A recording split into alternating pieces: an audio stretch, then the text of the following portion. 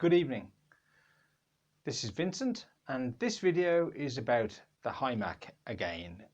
It's a Hymac that's in pretty poor condition, and yet I've chosen it to add my technology so that it sort of demonstrates a point.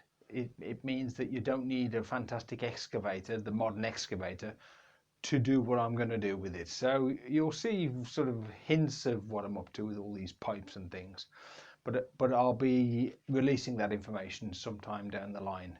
This video was about, as you add pipes and extra functionality to an excavator, you then need to add oil. And it was the first time I'd added hydraulic oil to this machine, and I hadn't got a manual to hand at the time, and even if I had, I needed a quick way. What I did notice was that there's a pump, a manual pump in the side, and then I later confirmed this with the manual, that you drop a hose out into your can of hydraulic oil, and you manually pump this oil in, and it goes through a filter to protect the system. The problem I got was it was filthy. I wouldn't have known how much oil it needed because there's a tube that was missing, which is a visual tube. That you may see that, but it's missing anyway. The handle was missing.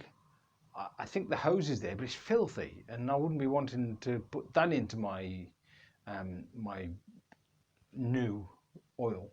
So it would have meant a lot of work cleaning the whole area out. I think I'd have had to jet wash it, wait for it to dry, because then you don't want water to get in your oil either. So the quickest route for me was to get the oil straight into the hydraulic oil tank, and just be careful that I don't put any contamination in there. So that's what I did, and I noticed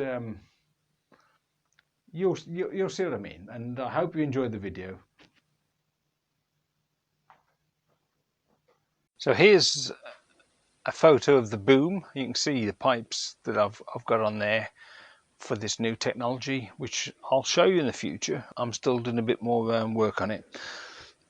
So what is the 1, 2, 3, 6, 9? There's 10 pipes going up that boom. This photo shows the pipes coming from the engine pumps. It's a triple pump system, and then the filters you can see on the left there in yellow.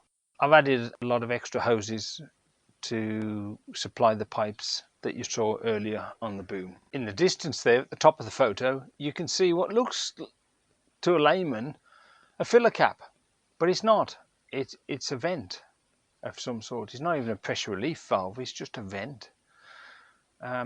It probably is a pressure relief valve. I actually don't know what it is. I have to look it up, but it's not a filler cap anyway. Here's the lid to the hydraulic oil tank. You can see there's 1, 2, 3, 4, 5, 6, 12, 14, 18. There's 22 bolts there to take off, and they're probably going to snap.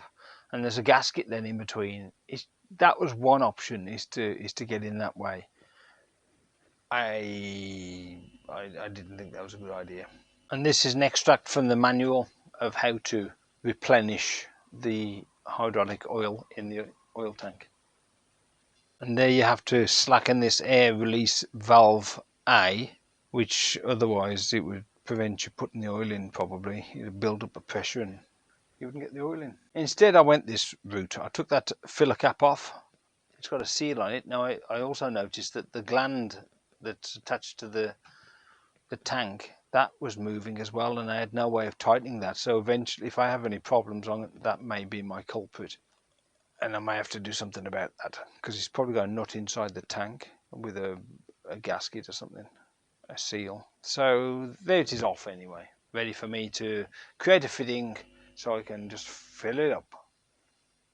And there's the fitting. It's not pretty. The left hand bit was cut off from the stem of a bath tap. The top part was half of an elbow, and I'd checked beforehand that I'd got a funnel that would fit nicely into it with an O-ring to create a decent seal so that I didn't lose oil. And there you can see the O-ring in the fitting. There's the fitting in place with the bottom end of the funnel in situ as well. Now, not being entirely stupid, I realised that I'd need 2 hands to hold a 25-litre drum of oil, and unless I was going to try and hold that funnel with my feet, it would fill up with oil and then topple over. So I knocked up a quick bracket there just to stabilise it. And there's the oil filling up in the funnel, and it was as stable as could be, no leaks. Then I used the funnel to fill up the tank with a bit of diesel, and I noticed it was very pleasurable. It was one of those things that happens without you planning it. But the cap I'd altered to cover a padlock to lock the fuel tank cover held the jerry can very well, and I could literally just tilt it and it would just pour itself. It was amazing. That was one of those stupid things that gives you pleasure. Well, I hope you enjoyed that. I certainly enjoyed putting that together. I've got a lot more to come on Hymac renovation and technology.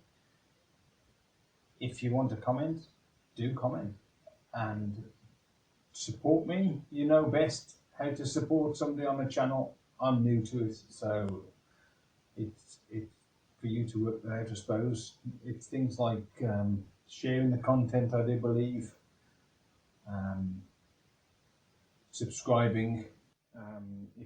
If you subscribe to one of my websites, I can then keep you updated with the technology. I'll have to set one up for diggerlift.com. That's what I'll do. But until then, thank you for watching. And I'm just thinking the other way you can support me, I have to ask, because this takes so much time and I've got so many things to share, and I hope people benefit from it. So I'm gonna create a list of all the things that I'd like to create content on, and it's so wide ranging. It's impossible to get through the list. So any feedback on what people want would be good. I'll create that list. Please take a look. Throw some comments my way. What else? I'm going to start promoting products that I think are useful on an affiliate basis. So if you choose to buy those, that would help. Having said that, don't buy unless you want to buy, clearly. But yeah, that would be a way to support me. So I think it'd be great to be successful in this this new technology. And it's not like I'm a stranger to technology. I can code, and I love it. But learning how to put content up that's reasonable quality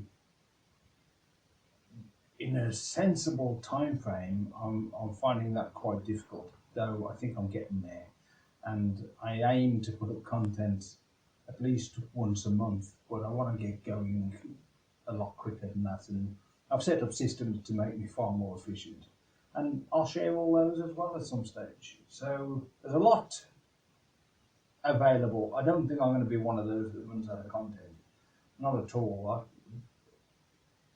So I'll leave it at that because I feel like I'm rambling a little bit. So have a good time, stay safe, and enjoy yourselves. Bye for now.